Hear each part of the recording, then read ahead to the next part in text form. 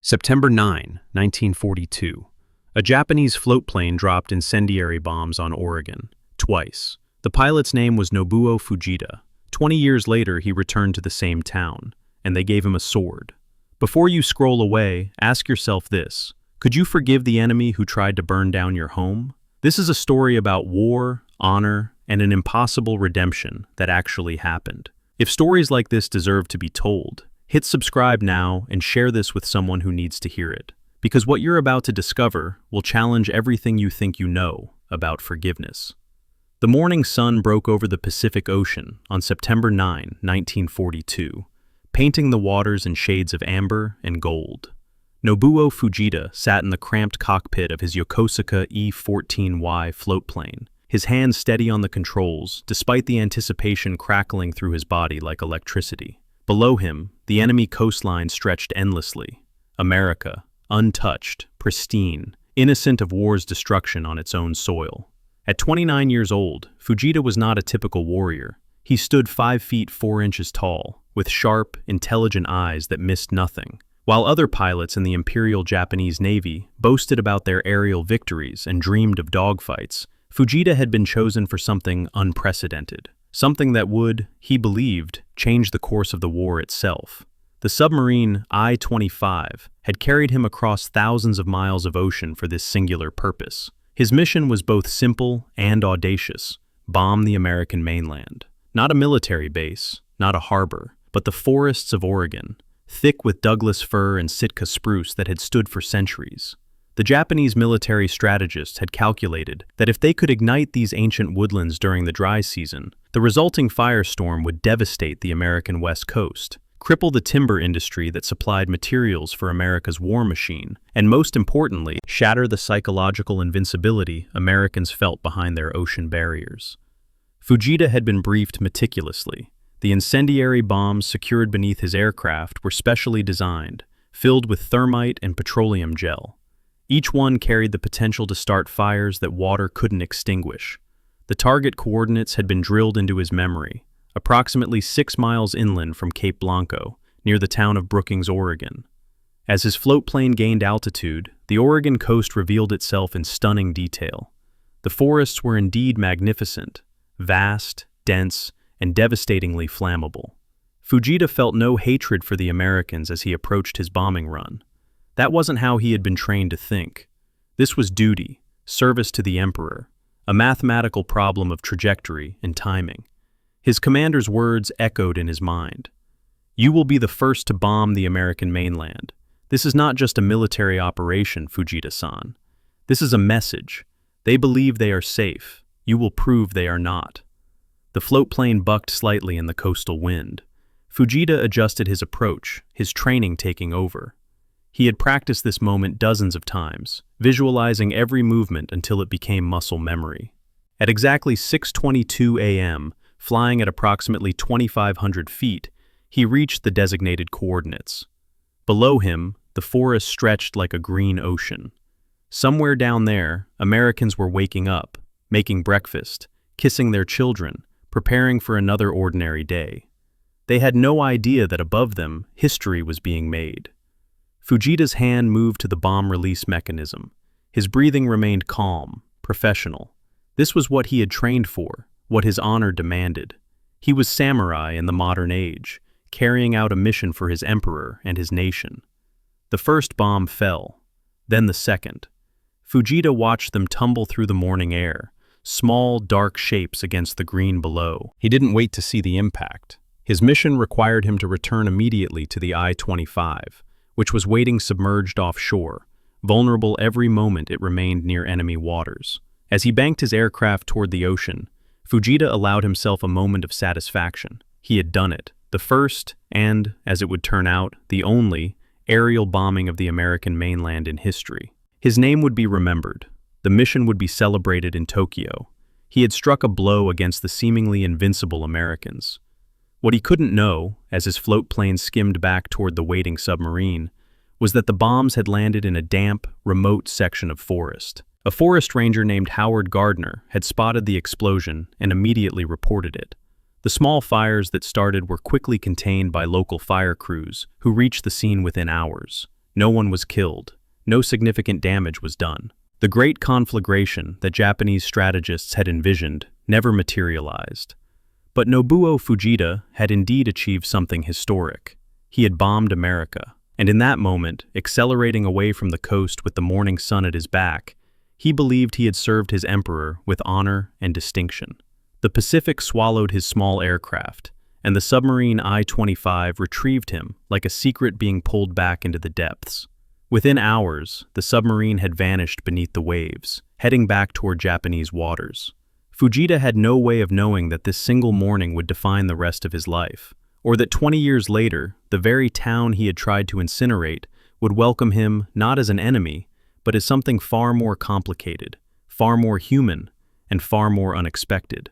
The news of the bombing reached American military command like a shockwave wrapped in confusion. For months, Americans had been told they were safe, that the war was something happening over there, in Europe, in the Pacific, but never here, never on American soil.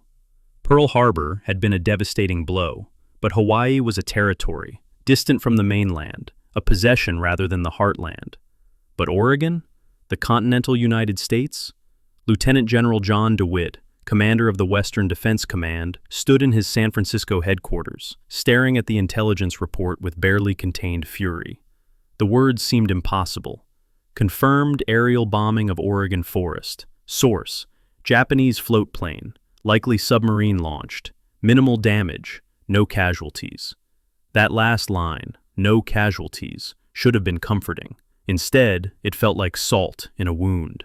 The Japanese had reached American soil, had dropped bombs on American territory, and the best response was that they had failed to kill anyone or cause significant damage. "This cannot become public," DeWitt said to his assembled staff. "Do you understand?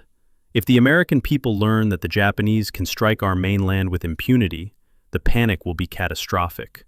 But secrets have a way of slipping through fingers, especially in small towns where extraordinary events disrupt ordinary lives. In Brookings, Oregon, a coastal community of barely 400 souls, the bombing was the talk of every kitchen, every store, every church pew. Howard Gardner, the forest ranger who had witnessed the explosion, couldn't stop replaying the moment in his mind.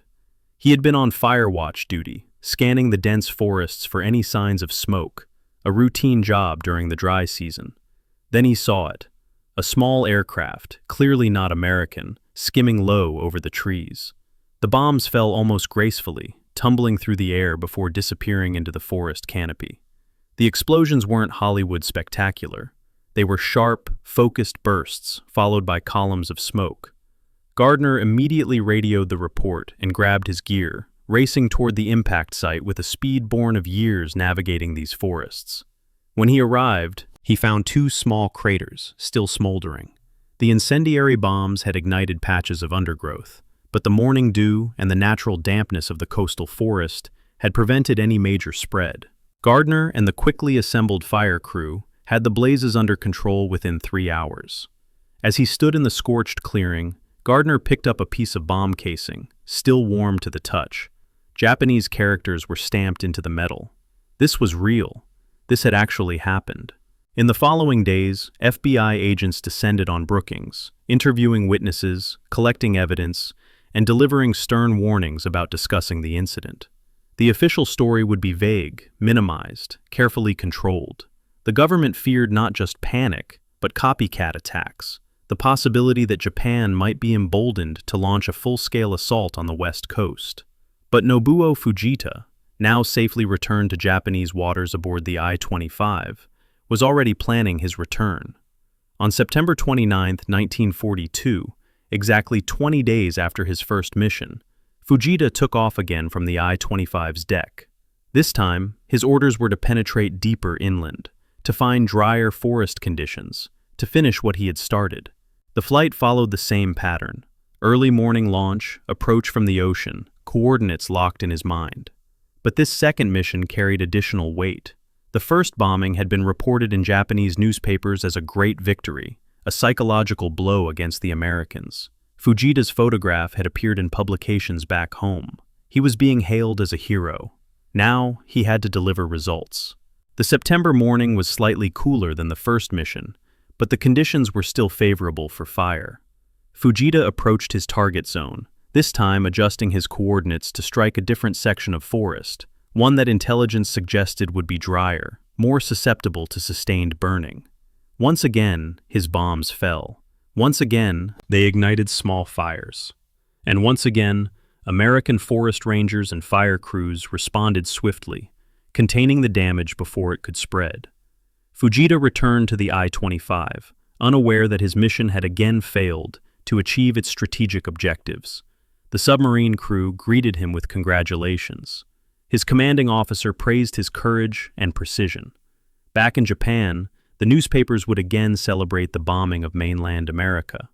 But the reality told a different story. The total damage from both bombing runs amounted to a few scorched acres of forest, some destroyed undergrowth, and approximately $1,500 in damages, less than the cost of a single bomb. From a military perspective, the missions were failures. The Americans hadn't panicked, the forests hadn't burned, the war effort hadn't been disrupted. Yet something else had been set in motion, something that wouldn't become clear for 2 decades. Nobuo Fujita had indeed touched American soil, not with devastation, but with a thread of connection that would eventually pull him back across the Pacific under circumstances no one could have possibly imagined. In Brookings, life returned to normal. The bomb craters were eventually filled in, reclaimed by the resilient forest. The war continued its terrible trajectory. Island battles, kamikaze attacks, firebombing raids, and eventually, the atomic bombs that would end the conflict. Howard Gardner kept his piece of bomb casing in a desk drawer, a tangible reminder of the morning when war came to Oregon. He didn't know the pilot's name. He didn't know what had motivated the attack, or what had become of the man who had tried to burn down his forest. He had no way of knowing that one day he would meet that pilot face to face. August 15, 1945. Emperor Hirohito's voice crackled through radio speakers across Japan, a sound most Japanese citizens had never heard before. The voice of a living god, now announcing the unthinkable: surrender. Nobuo Fujita stood in the gathering of naval officers, his face carefully composed in the disciplined mask he had perfected over years of military service. But inside, a storm raged. The words accepting the terms of the Potsdam Declaration felt like a blade through his chest. Japan had lost. Everything he had fought for, every mission he had flown, every risk he had taken, all of it had culminated in this moment of complete and total defeat. Around him, officers wept openly. Some discussed suicide, the honorable path for warriors who had failed their emperor. The concept of seppuku, ritual suicide, hung in the air like smoke, unspoken but understood. Fujita's hand unconsciously moved to the family sword he had carried throughout the war, a 400-year-old blade that had been passed down through 7 generations of his family. The sword represented everything: honor, duty, sacrifice, the unbroken line of samurai heritage that connected him to centuries of warriors. In the traditional mindset, there was only one honorable response to such devastating defeat. But Fujita hesitated, not from cowardice. He had proven his courage dozens of times over. The hesitation came from something else, a question that gnawed at him. What would his death accomplish? Would it restore Japan's honor? Would it change the outcome of the war? Would it serve any purpose beyond satisfying an ancient code that perhaps belonged to a world that no longer existed? He thought of his wife, Ayako, waiting for him at home. He thought of his family, already facing the catastrophic aftermath of Japan's defeat.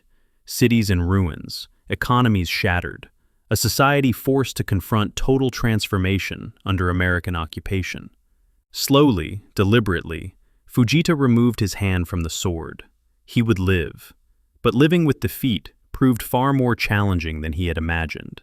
Post-war Japan was a landscape of devastation, both physical and psychological. The firebombing raids had turned Tokyo and other major cities into graveyards of ash and twisted metal.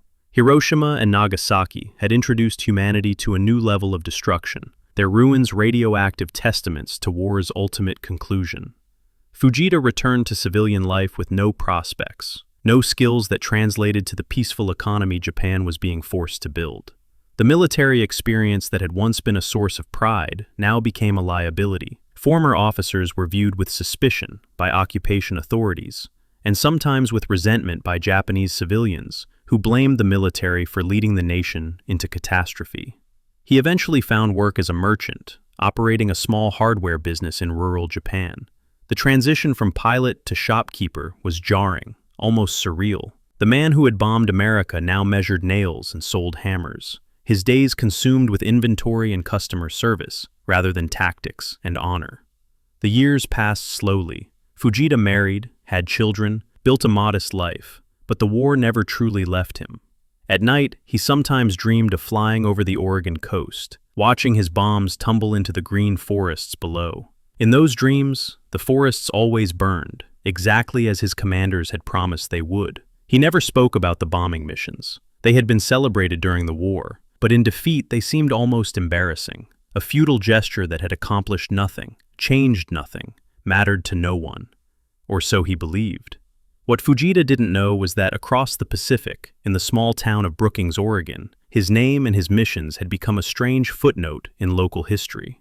The bombing was mentioned occasionally in town histories, mostly as a curiosity. The only aerial bombing of the mainland United States, an odd distinction that set Brookings apart from every other American community. Over the years, the town's relationship with the bombing evolved. The initial fear and anger softened into something more complex. Some residents saw it as proof of their town's significance, a brush with history that gave their isolated community a connection to the larger narrative of World War II. Others viewed it with a kind of bemused pride. The Japanese had tried to destroy Brookings, and Brookings had survived, had endured, had simply put out the fires and moved on. By the early 1960s, a remarkable idea began forming in the mind of a Brookings resident named Ray Lamham. She was a reporter for the local newspaper, a woman with a profound curiosity about the bombing and its aftermath.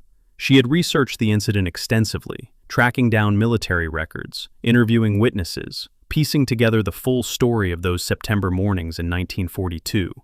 And she learned the pilot's name, Nobuo Fujita.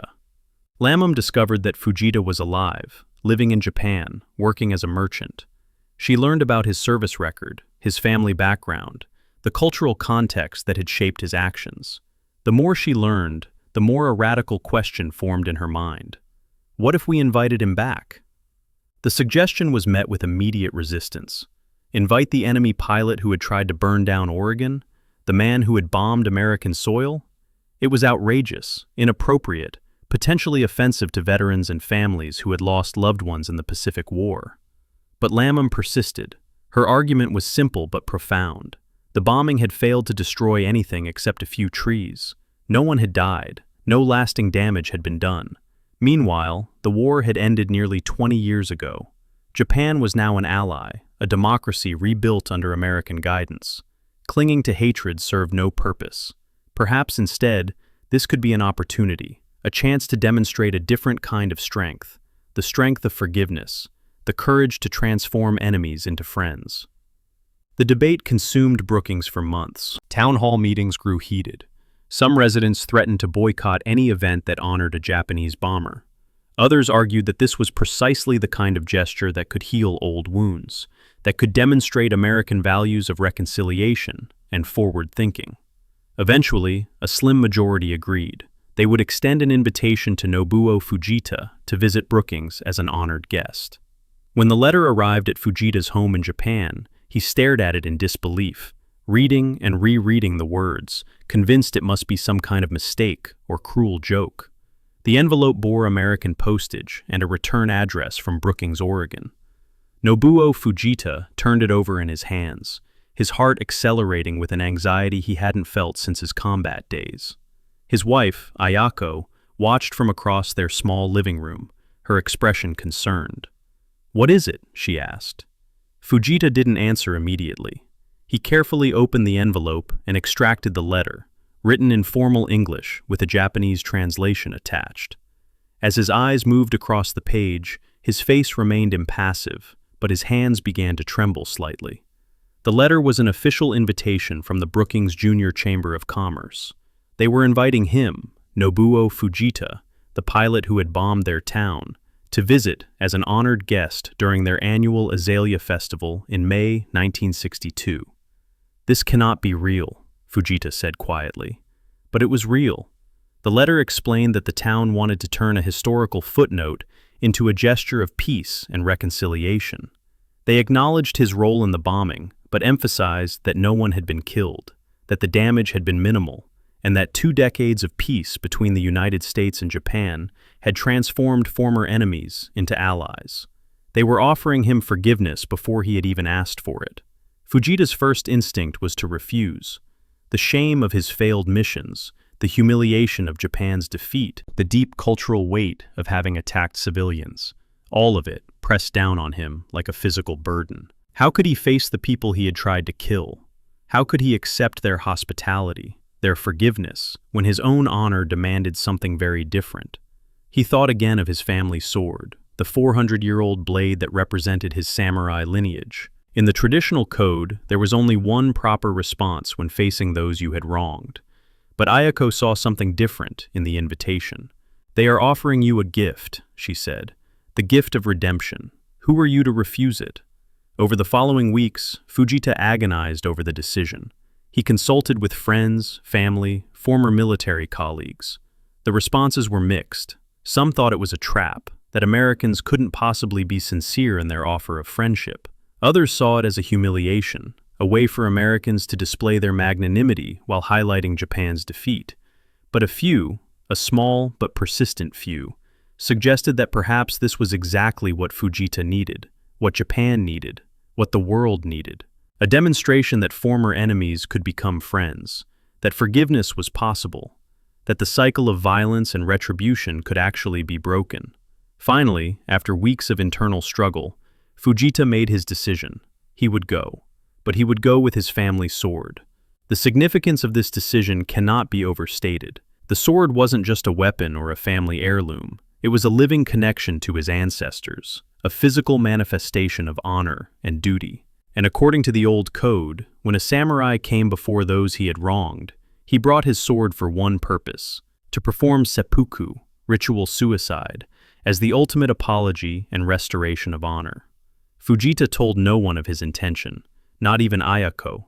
He simply prepared for the journey, making arrangements for his business, settling his affairs with a quiet efficiency that suggested finality. In May 1962, Nobuo Fujita boarded a plane bound for the United States. It was his first time flying as a passenger rather than a pilot, a strange reversal that felt symbolically appropriate. As the aircraft lifted off from Tokyo, Fujita looked down at the rebuilt city below. The landscape he had fought to defend now transformed into something new, something peaceful, something that perhaps justified the choice he had made to live rather than die after the war. The flight across the Pacific was long, giving Fujita endless hours to contemplate what awaited him. Would the Americans truly welcome him, or was this invitation a facade hiding deeper resentment? Would there be protesters, angry veterans, families of those who had died in the Pacific War? Would he be able to maintain his dignity in the face of their justified anger? He touched the wrapped sword in his luggage, taking comfort in its presence.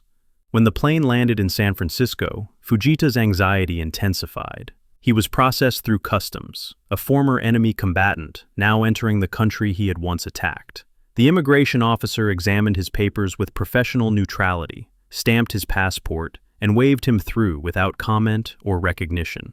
From San Francisco, he traveled north to Oregon, watching the American landscape roll past, vast, prosperous, seemingly untouched by war. This was the country he had fought against, the enemy he had been taught to view as weak, decadent, morally inferior. The reality was far more complex than wartime propaganda had suggested. As the bus approached Brookings, Fujita's hands grew clammy. This was it, the moment of confrontation he had been dreading and preparing for. The bus pulled into the small coastal town, and Fujita stepped off onto American soil for the first time as a visitor rather than an attacker. He half expected to see anger, hostility, perhaps even violence. Instead, he saw a welcoming committee. A small crowd had gathered, including local officials, members of the Junior Chamber of Commerce, and ordinary citizens. They were smiling, holding welcome signs, some even waving small Japanese flags alongside American ones. At the front of the group stood a man who introduced himself as the president of the local Chamber of Commerce. He extended his hand to Fujita, a gesture of friendship, of equality, of respect. Fujita, overwhelmed, shook the offered hand. "Welcome to Brookings," the man said. "We're honored to have you here." The words broke something open inside Fujita. This wasn't what he had expected. This wasn't what his cultural training had prepared him for. These people weren't treating him as a defeated enemy or a war criminal. They were treating him as a guest, as a fellow human being, as someone worthy of respect despite, or perhaps because of, their shared history. That evening, at a formal dinner in his honor, Fujita was asked to speak. He stood before the assembled crowd, seeing faces that represented the very people he had once tried to kill. Veterans who had fought in the Pacific sat among civilian families. The forest ranger who had extinguished his bombs was somewhere in the audience. Fujita's prepared remarks suddenly felt inadequate. Instead, he spoke from his heart, his words translated by an interpreter, but carrying emotional weight that transcended language. "I came here prepared to die," he began, his voice steady but thick with emotion. "In my culture, when you have wronged someone, true apology sometimes requires the ultimate sacrifice. I brought my family's sword, a blade that has been passed down through 7 generations, intending to perform seppuku if you demanded it." A shocked silence fell over the room. "But you have shown me something I did not expect. You have shown me forgiveness. You have taught me that there is a strength in mercy that exceeds the strength of vengeance. You have demonstrated values that, I am ashamed to say, I did not believe Americans possessed."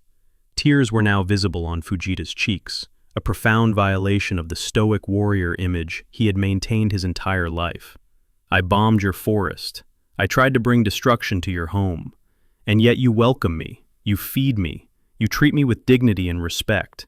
I do not deserve this kindness, but I accept it with profound gratitude and humility." The room erupted in applause, but Fujita wasn't finished. "I have learned something here in Brookings that 20 years of peace could not teach me. I have learned that former enemies can become friends, that hatred can be transformed into understanding, that the cycle of violence can be broken by simple acts of courageous forgiveness." Here's a question I want you to think about. If someone who had tried to harm you or your community came to you years later, could you find it in your heart to forgive them? What would that forgiveness require of you? Leave your thoughts in the comments. I'm genuinely curious what you think, and your perspective might help someone else who's struggling with this question. The following morning, the true depth of Brookings' gesture revealed itself in a ceremony that would become one of the most remarkable moments of post-war reconciliation in American history. The town had planned a formal event at the local library, a modest building that served as the community's cultural center. Nobuo Fujita arrived wearing a formal dark suit, his bearing military straight despite his merchant's life. The weight of the previous night's emotional breakthrough still pressed on him, leaving him feeling raw and exposed in a way that combat never had. Inside the library, a crowd had gathered that far exceeded the building's normal capacity. Residents stood shoulder to shoulder, some having traveled from neighboring communities to witness this unprecedented moment. Among them were World War II veterans, their American Legion caps, a visible reminder of the conflict that had once made Fujita their mortal enemy. The mayor of Brookings, a jovial man named Pete Storm, stepped to the podium. His voice carried the warm informality of small-town America, but his words had been carefully chosen for their historic weight. 20 years ago, Storm began, our community experienced something unique in American history. We were bombed. Not our military bases, not our industrial centers, but our forests, our home. The pilot who carried out that mission is here with us today. The room fell silent. Every eye turned to Fujita, who stood with his hands clasped before him, his face composed in an expression of respectful attention that masked the turmoil beneath. Nobuo Fujita came here prepared to apologize, Storm continued. He came carrying his family's sword, willing to perform the ultimate act of contrition according to his cultural traditions. But we have a different tradition here in Brookings. We believe in forgiveness. We believe in moving forward. We believe that peace is built not by continuing to fight old wars, but by finding the courage to end them. Storm paused, letting the words settle over the assembly. Mr. Fujita, you came here with a sword, prepared to die. We're going to ask you to do something much harder. We're going to ask you to live, to return to your family, and to carry a message of peace and reconciliation between our nations. What happened next would become legendary. Two members of the Junior Chamber of Commerce approached carrying a long wooden case. They opened it to reveal a gleaming samurai sword, newly commissioned by the town of Brookings. The blade had been crafted by a master swordsmith in California, specifically for this presentation. But this was not just any sword. Engraved along the blade, in both English and Japanese, were words that transformed the weapon from an instrument of death into a symbol of peace. From Brookings, with friendship and forgiveness. Mayor Storm lifted the sword from its case. The blade caught the morning light streaming through the library windows, sending reflections dancing across the crowd. Mr. Fujita, on behalf of the people of Brookings, we want to present you with this sword, not as a weapon, but as a symbol. A symbol that former enemies can become friends. A symbol that forgiveness is possible. A symbol that peace between our peoples is not just an ideal, but a reality we're building together. Fujita stood frozen, unable to process what was happening. In his cultural understanding, swords were given as honors, yes, but between warriors of equal standing, between those who shared mutual respect earned through combat. But this was something different, something that transcended his frame of reference. He had come prepared to offer his life. They were offering him honor instead. Slowly, with movements that carried the weight of ritual, Fujita approached the mayor. He bowed deeply, a bow that went beyond mere courtesy into something approaching reverence. When he straightened, tears were streaming freely down his face, no longer hidden or restrained. "I am not worthy," Fujita said in halting English, his accent thick but his sincerity unmistakable. "I tried to destroy your home. I came as your enemy. I deserve nothing from you." "You deserve exactly what we're giving you," Storm replied. "You deserve the chance to be more than the worst thing you've ever done. We all deserve that chance." Fujita accepted the sword with both hands, holding it as one might hold a sacred object. The weight of it, both physical and symbolic, nearly overwhelmed him. This was not the ending he had envisioned. This was not the narrative his cultural training had prepared him for. This was something entirely new. But the ceremony wasn't over. Storm gestured to someone in the crowd, and Howard Gardner stepped forward. The forest ranger who had been first on the scene in 1942, who had extinguished the fires Fujita's bombs had started, who had picked up fragments of Japanese bomb casings from the scorched earth. The two men faced each other across 20 years and an ocean of history. Gardner extended his hand. "I was there," Gardner said simply. "I saw your bombs fall. I put out the fires. I spent the rest of the war wondering about the pilot who had attacked us, wondering if he knew that his mission had failed, wondering if he had survived the war." Fujita took Gardner's hand, gripping it firmly. "I did not know," Fujita replied through his translator. "I thought I had succeeded. They told me I was a hero, but I see now I was simply a young man following orders, believing what I was told, never questioning whether the mission served any real purpose." "We were all young men following orders," Gardner said. "The question is what we do now, after the orders stop, after the war ends, after we have to face what we've done and decide who we want to be." The handshake lasted long enough to be photographed by local reporters, an image that would eventually appear in newspapers across America and Japan. Former enemies, reconciled, demonstrating that peace was not just possible, but actual, tangible, real.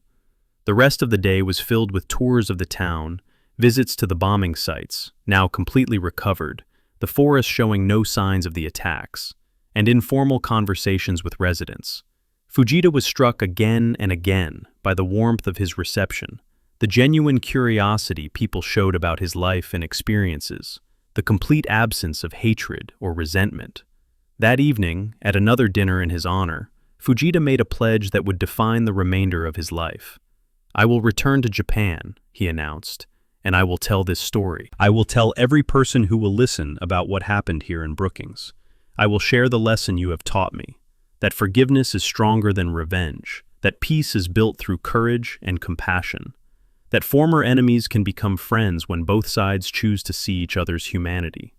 He paused, his hand resting on the sword Brookings had given him. "And I will return to Brookings. If you will have me, I will come back. to continue building this friendship, to serve as a living bridge between our nations. The room erupted in applause, but Fujita raised his hand for silence. He had one more thing to say. I came here carrying my family's ancient sword, prepared to die according to the old code of honor. But you have taught me there is a new code, a better code, the code of reconciliation, of forgiveness, of choosing life and friendship over death and enmity. I will take this new sword back to Japan, and I will dedicate the rest of my life to serving this better code. It was a declaration, a transformation, a rebirth. The warrior who had bombed America was becoming something else entirely, an ambassador of peace, a living testament to the possibility of redemption. But even in this moment of triumph, Fujita carried questions that would haunt him for years. Did he deserve this forgiveness? Had he truly earned it? Or was it simply a gift given freely, without requirement of worthiness? And what responsibility came with receiving such an extraordinary grace? These questions would shape everything that followed. Nobuo Fujita returned to Japan carrying 2 swords and a transformed worldview. The ancient family blade remained in his possession, a connection to his ancestors and his warrior heritage. But now it was accompanied by the sword from Brookings, a gleaming symbol of a different kind of strength, the strength to forgive, the courage to reconcile, the wisdom to choose peace. The story of his visit to Brookings spread quickly through Japanese media. Newspapers ran features about the pilot who had been forgiven by his former enemies. Television programs interviewed him about his experience. The narrative struck a chord in post-war Japan, a society still processing the trauma of defeat and occupation, still finding its way toward a new national identity that didn't revolve around military conquest and imperial glory. But not everyone celebrated Fujita's reconciliation story. Some older military veterans viewed it as a capitulation, a betrayal of the warrior code that had defined Japanese martial culture for centuries. Anonymous letters arrived at his home, accusing him of dishonoring his emperor, of embracing the Americans who had dropped atomic bombs on Hiroshima and Nagasaki, of forgetting the millions of Japanese who had died in service to the nation. Fujita read these letters carefully, understanding the pain and confusion behind them. These were men who had lost everything, their purpose, their honor, their sense of worth in Japan's defeat. The idea that an enemy could simply forgive, that reconciliation didn't require the kind of ritual sacrifice their culture demanded, threatened their entire framework for understanding the world. He wrote responses to many of these letters, patient explanations of what he had experienced in Brookings. I went prepared to die, he wrote to one particularly angry veteran. I carried my family sword, ready to perform seppuku if honor demanded it. But the Americans taught me something our military training never addressed, that there is greater honor in living for peace than in dying for pride. As the months passed, Fujita found himself invited to speak at schools, community centers, and peace organizations throughout Japan. He became, somewhat reluctantly at first, a public figure associated with reconciliation between Japan and America. His talks followed a consistent pattern. He would begin by describing his missions, the careful preparation, the flight over the Oregon coast, the release of the bombs, the belief that he was serving his emperor and nation. He never glorified these actions, but he didn't apologize for them either, in the traditional sense. Instead, he contextualized them as the actions of a young man shaped by a particular culture, a particular moment in history, a particular understanding of duty and honor. Then, he would describe his visit to Brookings in vivid detail: the welcome, the dinner, the presentation of the sword, the handshake with Howard Gardner. He would pause at this point in his talks, letting the incongruity sink in. The people he had tried to kill had given him a sword inscribed with friendship and forgiveness. I realized in that moment, Fujita would say, that I had been very small. My understanding of honor had been very small. My sense of duty had been very small. The Americans showed me something much larger, the possibility that enemies don't have to remain enemies forever, that cycles of violence can actually be broken, that there is a path forward that doesn't require anyone else to die. These talks were particularly powerful for young Japanese people who had been born after the war, who had no memory of the conflict, but who carried its psychological weight nonetheless. They offered a way forward, a model for how to acknowledge the past without being imprisoned by it. But Fujita's transformation wasn't complete. He still struggled with guilt, with questions about whether he truly deserved the forgiveness he had received. At night, he would sometimes wake from dreams of the bombing missions, wondering about alternative histories. What if the forest had burned as planned? What if people had died? Would Brookings have still forgiven him? Did their forgiveness only extend as far as his failure to cause real harm? These were not abstract philosophical questions for Fujita. They were deeply personal struggles with the nature of atonement and redemption.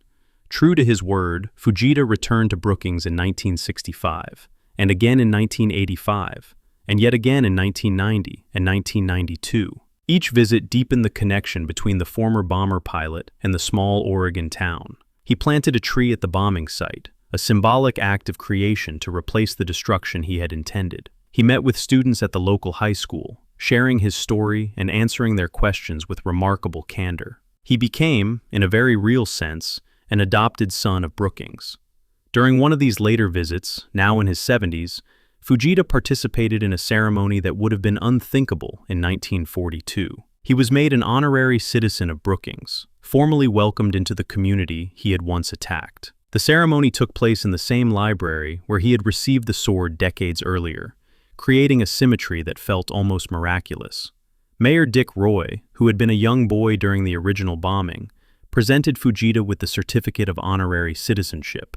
Mr. Fujita has shown us that people can change, that enemies can become friends, and that the choices we make about forgiveness and reconciliation matter more than the conflicts that divide us. Fujita, now an elderly man with white hair and the careful movements of advancing age, accepted the certificate with the same deep bow he had offered decades before. But his words reflected the wisdom of years spent contemplating the meaning of his extraordinary journey. When I first came to Brookings in 1962, I was seeking forgiveness. I thought if the Americans could forgive me, then perhaps I could forgive myself. But I have learned something more profound over these many visits. Forgiveness is not a transaction, not something earned or deserved. It is a gift freely given, which creates obligation not to somehow repay it, but to pass it forward, to extend to others the same grace we have received. He paused, looking around the room at faces that had become familiar over decades of visits. Some who remembered the bombing, others who knew it only as history, all of them connected to him through this unlikely bond. The people of Brookings did not forgive me because I deserved it. They forgave me because they chose to live in a world where forgiveness is possible. That choice, that courageous, radical choice, has shaped not just my life, but I hope the lives of many who have heard this story. It demonstrates that we are not prisoners of our worst moments, that redemption is real, and that peace between former enemies is not just a dream, but an achievable reality. Between his visits to Brookings, Fujita worked tirelessly in Japan to promote reconciliation and peace education. He spoke at over 200 schools, sharing his story with thousands of students. He participated in documentaries and historical projects, providing first-hand accounts of the bombing missions and their aftermath. He corresponded regularly with friends in Brookings, maintaining the connections that had become so central to his sense of purpose. But perhaps his most significant contribution was more subtle. He lived as a testament to the possibility of change, of redemption, of transformation. He proved that people could move beyond the identities forced on them by war, that enemies could become friends, that forgiveness could actually work. The two swords remained in his home, displayed together, the ancient family blade representing his heritage, and the Brookings sword representing his transformation. Together, they told his complete story: warrior and peacemaker, enemy and friend, bomber and ambassador of reconciliation. September 30th, 1997. Nobuo Fujita lay in a hospital bed in Tsuchiura, Japan, his 85-year-old body finally succumbing to the accumulated years. Around him gathered his family, his wife Ayako, who had supported him through war, defeat, transformation, and redemption. His children, who had grown up in the shadow of their father's extraordinary history, and his grandchildren, who represented a future entirely different from the world Fujita had known as a young warrior. The news of his declining health had reached Brookings, Oregon, thousands of miles across the Pacific. In that small coastal town, now grown somewhat larger but still maintaining its intimate community feel, people who had known Fujita gathered to share memories and to grapple with the approaching loss of someone who had become far more than a historical footnote. In his final days, Fujita's mind drifted between present and past, between the hospital room in Japan and the forests of Oregon, between the young pilot, convinced of his mission's righteousness, and the old man who had learned that righteousness was far more complicated than military training suggested. His daughter sat beside his bed, holding his hand. "Are you at peace, father?" she asked quietly. Fujita's eyes focused on her, clarity returning for a moment. "Peace," he repeated, tasting the word. "I have lived in peace for 50 years, but am I at peace? That is a different question." He paused, gathering strength. "I am grateful. That is, perhaps, better than peace. I am grateful that I survived the war. I am grateful that the Americans forgave me. I am grateful that I was given the opportunity to live a different story than the one I started. Gratitude, I think, is the proper response to grace." His thoughts turned to Brookings, to the people who had shown him a kind of courage he hadn't understood as a young warrior, the courage to forgive, to reconcile, to choose a different path than revenge and resentment. In one of his final conscious acts, Fujita made a request. He asked that his family donate his Brookings sword back to the town, to be displayed as a permanent reminder of what had transpired between the former bomber pilot and the community he had attacked. It would serve, he hoped, as inspiration for others, facing the choice between continuing old hatreds or building new friendships. When Nobuo Fujita died on September 30, 1997, the news was reported in both Japanese and American media. Obituaries noted his unique place in history as the only pilot to bomb the mainland United States, but they spent more column inches discussing his transformation into an ambassador of peace and reconciliation. In Brookings, the flags were lowered to half-staff, a remarkable gesture for a man who had once been their enemy. The town organized a memorial service that drew residents from throughout the region, many of whom had met Fujita during his visits, others who knew him only through his legend. Mayor Dick Carlson spoke at the service, his words carrying the weight of institutional memory. "Nobuo Fujita came into our lives as an enemy, but he left as a friend. That transformation didn't happen by accident. It required choices, our choice to forgive, his choice to accept that forgiveness and dedicate his life to peace. Together, those choices created something larger than either party could have achieved alone, a living demonstration that reconciliation is possible, that former enemies can become friends, that the cycle of violence can be broken." The Brookings sword was returned to the town as Fujita had requested.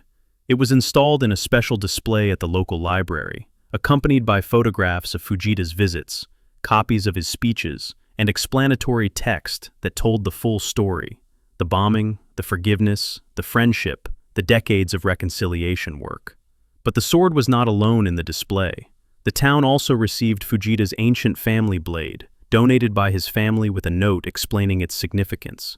This sword represents 7 generations of warriors. By placing it here in Brookings, alongside the sword of friendship you gave our father, we honor his hope that future generations will choose the path of peace over the path of war. The 2 swords, displayed side by side, became one of Brookings' most visited attractions. School groups would come to see them, learning the story of the bombing and the reconciliation. Veterans would stand before the display, processing their own complicated feelings about enemies and forgiveness. Tourists would photograph them, sharing the story on social media, spreading the narrative of redemption far beyond the small Oregon coast town. In Japan, Fujita's funeral was attended by peace activists, educators, former military personnel, and ordinary citizens whose lives had been touched by his story. The service included both Buddhist and Shinto elements, honoring his family's traditions while acknowledging the new path he had forged. One of his former students, now a peace educator herself, delivered a eulogy that captured the essence of Fujita's transformation. Fujita-san taught us that we are not defined by our worst actions, but by what we choose to do after those actions. He could have hidden his past, denied his role in the bombing, or simply accepted forgiveness without working to pass it forward. Instead, he chose to become a living bridge between former enemies. to dedicate his remaining years to building peace. In doing so, he showed us that redemption is not a single moment, but a continuous practice, not something achieved, but something lived. The media coverage of Fujita's death sparked renewed interest in the bombing story. Historians wrote articles re-examining the missions from military, cultural, and psychological perspectives. Documentaries were produced, exploring the full arc of Fujita's life and the relationship between Brookings and their former enemy. The story appeared in textbooks as an example of successful post-war reconciliation, but perhaps the most profound legacy was less tangible. Fujita's story became a template, a proof of concept that reconciliation between enemies was not just theoretically possible, but practically achievable. It was cited in conflict resolution contexts around the world, in discussions about post-apartheid South Africa, about reconciliation in Rwanda after the genocide, about healing in communities torn apart by violence. The question Fujita's life posed was simple but radical. If a bomber pilot and the town he attacked could become friends, what other reconciliations might be possible? What other cycles of violence might be broken? What other enemies might discover their shared humanity? In the years following his death, more details of Fujita's internal struggle emerged through letters and journals his family donated to historical archives. These documents revealed the depth of his transformation, but also its incompleteness. He had never fully resolved his guilt, never completely believed he deserved the forgiveness he had received. One journal entry from 1975, written after his third visit to Brookings, captured this ongoing tension. "They welcome me as a friend, and I accept their friendship with joy and gratitude. But late at night, I still wonder, would they forgive me if my bombs had succeeded? If their forests had burned, if their loved ones had died, would they still have extended this grace? Or does their forgiveness depend on my failure to cause real harm? And if so, what does that mean about the nature of forgiveness itself?" These were questions without easy answers, questions that Fujita grappled with until his final days. They suggested that reconciliation, while real and valuable, didn't erase complexity or dissolve all difficult questions. It simply created space for former enemies to wrestle with those questions together, as friends rather than adversaries. Today, more than 75 years after Nobuo Fujita dropped incendiary bombs on the Oregon coast, the story continues to resonate in ways both expected and surprising. In Brookings, the annual Azalea Festival, the same festival during which Fujita first visited in 1962, now includes a peace symposium featuring speakers on conflict resolution, reconciliation, and international friendship. The festival has become known not just for its beautiful flowers, but for its commitment to the values that guided the town's response to their former enemy. The bombing site itself has been preserved as a small memorial park. A plaque marks the location where Fujita's bombs fell, but the text focuses not on the attack, but on what followed: the forgiveness, the friendship, the decades of reconciliation work. Visitors can walk the same forest trails where firefighters once rushed to extinguish the blazes, now peaceful and green, showing no scars from that September morning in 1942. Each year on September 9th, the anniversary of the first bombing, the town holds a small remembrance ceremony. It's not a celebration. No one is glad the bombing happened, but rather a commemoration of what the community chose to do in response. Local high school students read excerpts from Fujita's speeches. A moment of silence honors all who died in World War II, both American and Japanese. And someone always tells the story of the two swords, hanging side by side in the library, symbols of the choice between violence and peace. The story has taken on new relevance in an era of increasing polarization and conflict. In a world where ancient hatreds continue to fuel violence, where reconciliation often seems impossible, the Brookings Fujita story offers a counter-narrative. It proves that enemies can become friends, that forgiveness can be genuine and transformative, that cycles of revenge can actually be broken. Educational programs around the world now use the story as a case study in peace education. Students analyze the factors that made reconciliation possible, the minimal casualties that made forgiveness easier, the passage of time that allowed wounds to heal, the courage of both parties to choose a different path, the individual relationships that transcended historical enmity. But educators are careful to note that the story isn't a simple feel-good tale. The reconciliation was possible in part because Fujita's missions had failed. The bombs didn't kill anyone, didn't cause significant damage, didn't traumatize the community in ways that might have made forgiveness impossible. This raises uncomfortable questions about the limits of forgiveness, about whether reconciliation would have been possible if the harm had been greater. These questions don't diminish the story's value, they deepen it. They force us to grapple with difficult realities about justice, mercy, forgiveness, and the conditions under which reconciliation becomes possible or impossible. In Japan, Fujita's legacy continues through the work of peace organizations that use his story to educate about the consequences of war and the possibilities of reconciliation. His grandchildren have become custodians of his memory, speaking occasionally about their grandfather's transformation and what it meant to grow up in the shadow of such an extraordinary personal history. One of his granddaughters, speaking at a peace conference in Tokyo in 2019, offered a perspective shaped by generational distance. My grandfather spent his youth preparing for war and his middle age living in its aftermath, but he spent his final decades building peace. When I think about which part of his life defined him, I choose the peace work. Not because the bombing didn't matter. It happened. It was real. It was part of who he was. But because he showed that we can become more than our worst moments. That is the legacy I choose to carry forward. The story has also been preserved through art. A Japanese filmmaker produced a documentary in 2005 that traced Fujita's full journey from training as a naval pilot through the bombing missions and into his reconciliation work. The film, titled Two Swords, won multiple awards and introduced the story to new audiences around the world. A play based on the events premiered in Portland, Oregon in 2012, the 70th anniversary of the bombing.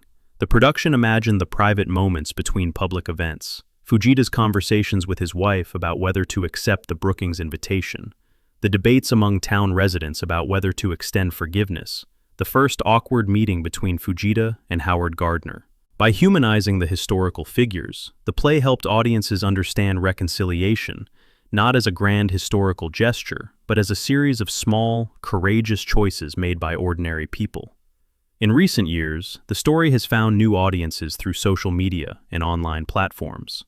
Short videos explaining the bombing and reconciliation have been viewed millions of times, with comment sections filled with debates about forgiveness, justice, and the possibility of redemption. Some viewers express skepticism. Is forgiveness always appropriate? Don't some actions deserve permanent condemnation rather than reconciliation? Others share stories of their own experiences with forgiveness and reconciliation, creating a global conversation that extends far beyond the original events. The two swords remain on display in Brookings, side by side, silent witnesses to an extraordinary chapter of human history. Visitors often stand before them in contemplative silence, processing what the display represents. Some are reminded of their own grudges, their own cycles of resentment and revenge, and they leave wondering if a different path might be possible. Others see validation for forgiveness they've already extended, proof that their choice to reconcile was not weakness, but strength. What the story ultimately offers is not a blueprint. Every conflict is different, every wound unique, every path to reconciliation specific to its context. Instead, it offers possibility, proof that reconciliation can work, that enemies can become friends, that forgiveness can be transformative for both the forgiven and the forgiver. It demonstrates that we are not trapped by our histories, that the future doesn't have to repeat the past, that courageous choices by individuals and communities can bend the arc of history toward something better than continued conflict. The Brookings-Fujita story reminds us that the strength to forgive is as much a form of courage as the strength to fight, that building peace requires as much bravery as waging war, that choosing reconciliation over revenge is not a sign of weakness, but of profound moral strength. As we face our own divisions, our own conflicts, our own choices between continuing cycles of resentment or attempting the difficult work of reconciliation, the image of those two swords hangs before us, the ancient warrior blade and the sword inscribed with friendship and forgiveness, displayed together, representing not the erasure of the past, but its transformation into something new. Nobuo Fujita came to America as an enemy and left as a friend.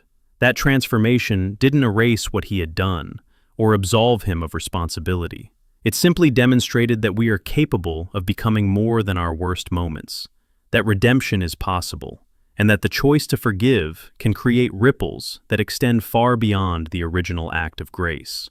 In a world still torn by conflict, still trapped in cycles of violence and revenge, still searching for paths to peace, the story of the pilot who bombed America and the town that forgave him stands as testimony to what is possible when we choose courage over comfort, reconciliation over revenge, and friendship over enmity. The two swords remain in Brookings, waiting for the next visitor to stand before them and ask the question that every generation must answer for itself. When faced with the choice between continuing old hatreds or building new friendships, which sword will we choose?